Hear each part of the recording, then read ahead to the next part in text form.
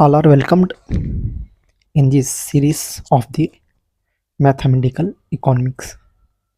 Through this video, now we are moving towards the introducing of the set theory.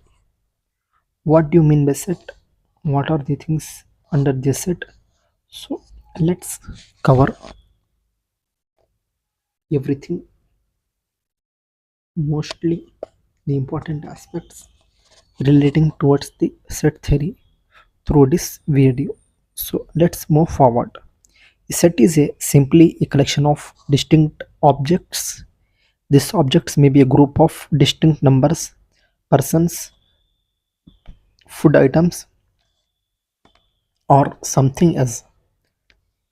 Thus, all the students enrolled in a particular economics course can be considered a set, just as the three integers 2, 3, and 4 can form a set. The objects in a clear The objects in a set are called the elements of the set. So, what the consists between the brackets is known as the elements of the set.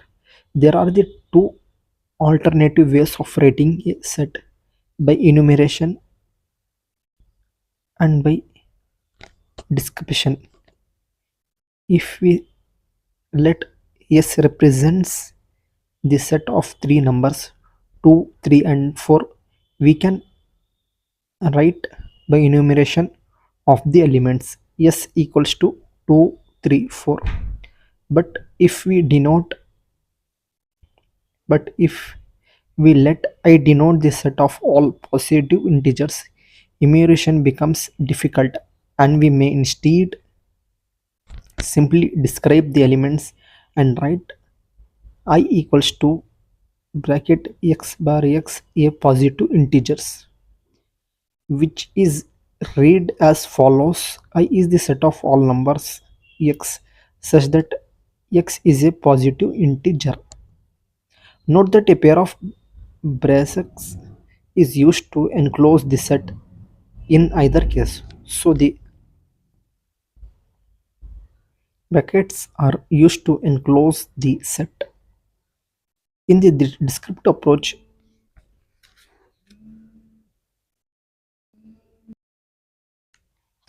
and another example, this set of all real numbers greater than 2 but less than 5, call it j, can be expressed symbolically as j equals to x bar x is x greater than 2 and the 5 greater than x. Here even the descriptive statements is symbolically expressed. A set with a finite numbers of elements exemplified by the previously given set S is called a finite set. A finite set is in which the elements are defined, like in the S set the elements were 2, 3, and 4, which is the definite finite set. Set I and J, each with an infinite number of elements, are on the other hand example of the infinite set. So the finite set with the defined elements, whereas the infinite set with the undefined elements.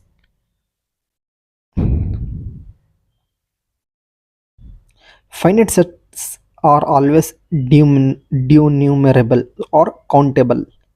Example, their elements can be counted one by one in a sequence 1, 2, 3.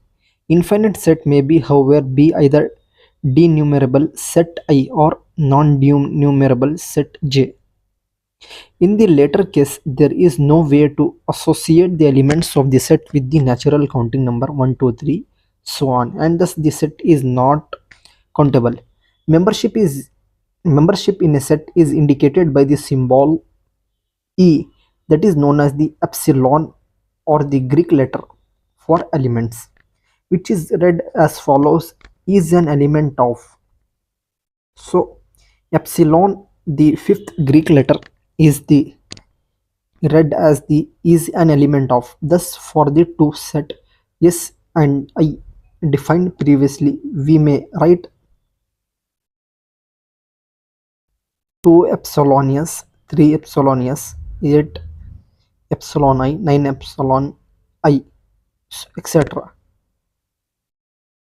But obviously 8 not equals to s. Red 8 is not an element of set S. So if we use the symbol R to denote the set of all real numbers, then this statement X is some real numbers can be simply expressed by X epsilon R.